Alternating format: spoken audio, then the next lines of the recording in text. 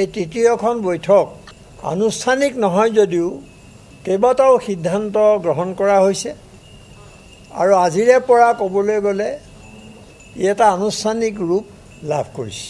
আলোচনাত আমি যিকেইটা সিদ্ধান্ত ল'ব খুজিছিলোঁ সেই মৰ্মে আমাৰ সিদ্ধান্তকেইটা লোৱা হৈছে। তাৰ ভিতৰত আমি আপোনালোকক কৈছিলোঁ যে আঞ্চলিক দল সদ্যহতে 4টা ৰাজনৈতিক দল, কিন্তু ই বহল হৈ গৈ থাকিব, আপোনালোকে দেখি গৈ থাকিব। কাৰণ ইতিমধ্যে এই খবৰবোৰ ওলোৱাৰ লগে লগে অসমৰ বিভিন্ন জাতি জনগোষ্ঠীৰ বহু ৰাজনৈতিক আৰু অৰাজনৈতিক সংগঠনেও আমাৰ লগত যোগাযোগ কৰিছে আৰু আমি আটাইকেইটা দলে মিলি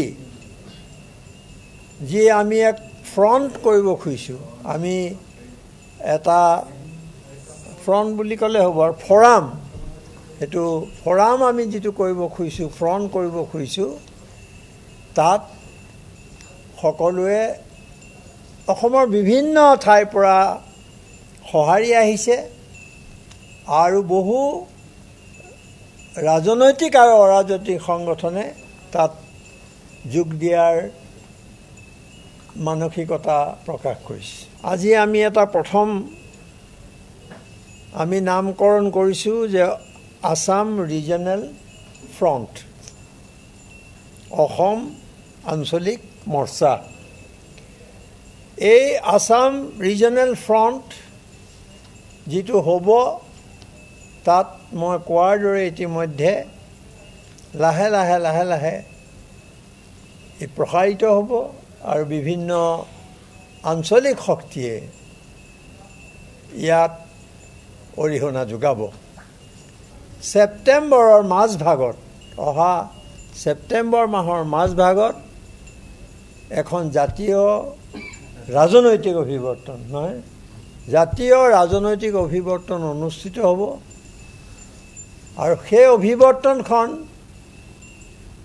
ছেপ্টেম্বৰ মাহৰ মাজভাগত গুৱাহাটীত অনুষ্ঠিত হ'ব। এই আমাৰ অভিৱৰ্তনখন গুৱাহাটীত অনুষ্ঠিত হ'ব আৰু লাহে লাহে আপোনালোকে দেখিব যে বৰাক উপত্যকা, কাৰ্বি আংলং, উজনি অসম, নামনি অসম, এনেকৈ আমাৰ কেইবাটাও জোনত পিছত আমাৰ কেইবাখন অভিৱৰ্তন অনুষ্ঠিত হ'ব। 26 চনৰ নিৰ্বাচনক লক্ষ্য কৰিয়ে আমি এই দলবিলাক, ৰিজনেল পাৰ্টিবিলাকক, আঞ্চলিক দলবিলাকক শক্তিশালী কৰিব খুজিছোঁ আৰু আমি ঐক্যবদ্ধ হ'ব খুজিছোঁ আৰু অসমত যাতে আঞ্চলিকতাবাদ যি ধৰণে ধ্বংস কৰা হৈছে তাৰ যাতে পুনৰ উত্থানৰ কাৰণে আমি যত্ন কৰিছোঁ আৰু সেই দিশতে আমি আগুৱাই যাম বুলি প্ৰতিজ্ঞাবদ্ধ হৈছোঁ।